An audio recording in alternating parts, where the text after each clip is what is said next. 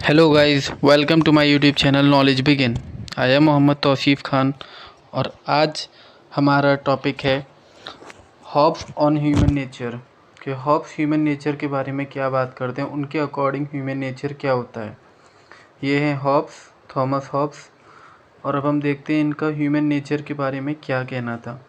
Hobbs on human nature rightly said, all political philosophers have begun the study of state with the study of man। ये बात बिल्कुल सही है कि मतलब जितने भी पॉलिटिकल फिलोसफर्स हैं वो अपनी स्टडी किससे शुरू करते हैं, स्टडी मैन से शुरू करते हैं।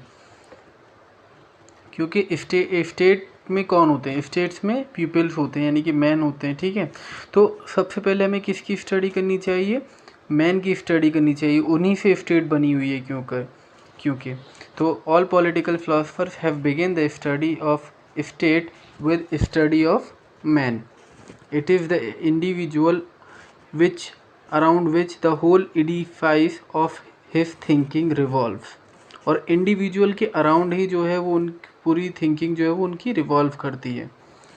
Hobbs concept of human nature is closely intertwined with mechanistic outlook. और हॉब्स का जो ह्यूमन नेचर होता है वो किससे रिलेटेड होता है, जो उनका मैकेनिस्टिक आउटलुक होता है, उनका मैकेनिस्टिक नज़रिया होता है, उससे उनका ह्यूमन नेचर जुड़ा हुआ होता है। फॉर हिम, उनके लिए क्या मानना होता है, तीसरे पॉइंट में, for him motion of particle create sensation in human mind. कि ह्यूमन माइंड्स के अंदर जो है वो कुछ मोशन ऑफ पार्टिकल्स होते हैं जिनकी वजह से सेंसेशन होती है माइंड के अंदर। और सेंसेशन किस राइज देती है, परसेप्शन को, इमेजिनेशन को, मेमोरी को एंड रीज़न को। तो वो एक मैकेनिस्टिक आउटलुक के ज़रिए ही अपना पूरा व्यू बताते हैं।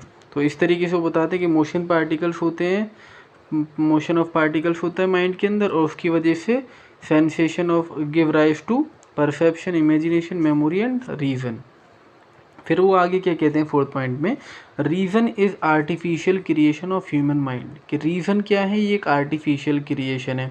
मगर हम इमोशन और पैशन की बात करें, ये ए नेचुरल इनबॉर्न एट्रीब्यूट है ह्यूमन माइंड्स के।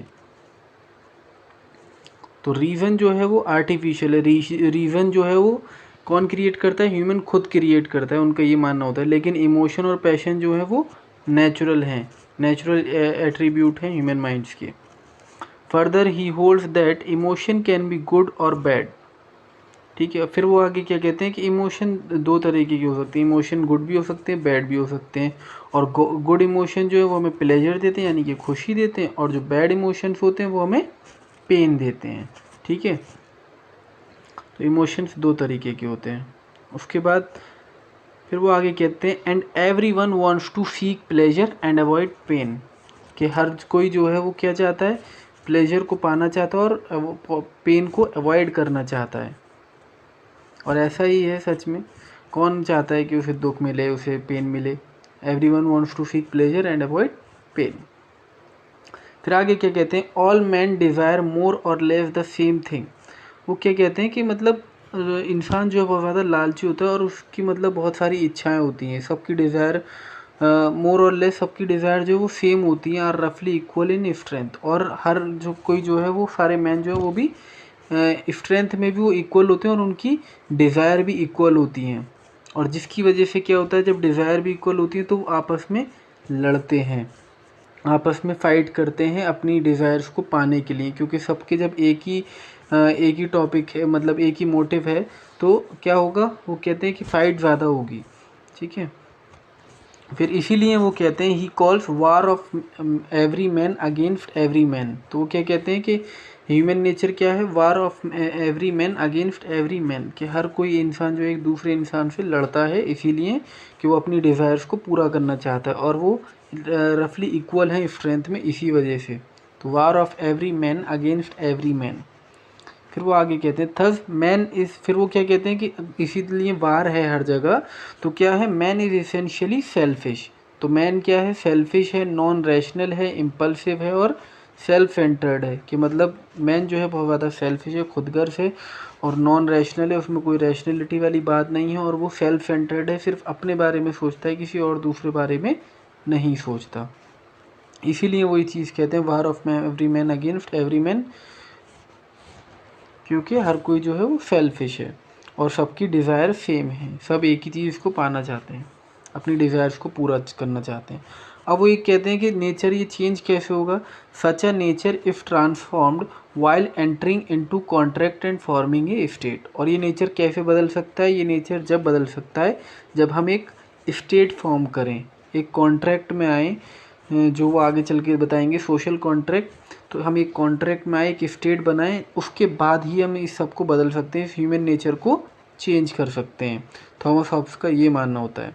अब हम देखते हैं इसका क्रिटिसिज्म। तो इसके दो ही क्रिटिसिज्म हैं। His view of equal mental and physical strength of all individual is contrary to experience. वो क्या कहते हैं कि मतलब सब जो है मेंटली इक्वल होते हैं और फिजिकली स्ट्रेंथ सबकी इक्वल होती है ऑल इंडिविजुअल्स की, मगर ऐसा नहीं है। हर कोई मेंटली भी इक्वल नहीं होता और स्ट्रेंथ में भी इक्वल नहीं होता। एक मोटा आदमी है या एक मतलब एक बहुत ही तंदुरुस्त आदमी और एक बहुत ही थिन आदमी है, तो दोनों इक्वल कैसे हो सकते हैं, दोनों की स्ट्रेंथ कैसे सेम हो सकती है, अलग अलग स्ट्रेंथ होती है। फिजिकल स्ट्रेंथ भी, वो ज़्यादा वेट उठा सकता है, वो नहीं उठा सकता, ठीक है। तो ये एक इनका क्रिटिसिज्म है कि हर कोई मेंटली और फिजिकली इक्वल नहीं होता, ठीक है। सबकी फिजिकल और मेंटल स्ट्रेंथ सेम नहीं होती, सबका अलग अलग स्ट्रेंथ होती है, किसी की कुछ पावर होती है, किसी की कुछ पावर होती है। तो दूसरा क्रिटिसिज्म है, professor Vaughan points at a dilemma in Hobbesian nature. He holds that in the state of nature individuals are Nifty.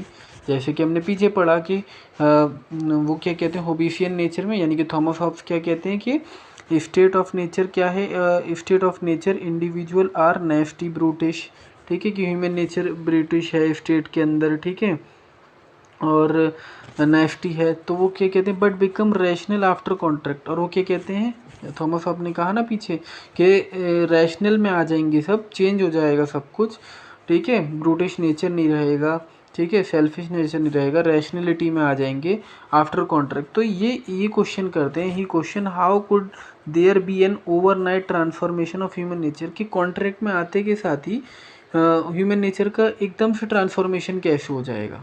ये तो पॉसिबल नहीं है ना, हर चीज़ को एक टाइम होता है और हर चीज़ अपना टाइम लेती है, तो एकदम से तो कोई चीज़ हो नहीं सकती। तो ये भी इनका एक क्रिटिसिज्म है, ओवरनाइट ट्रांसफॉर्मेशन कैसे हो सकता है ह्यूमन नेचर का स्टेट ऑफ नेचर में आकर, यानी कि कॉन्ट्रैक्ट में आकर।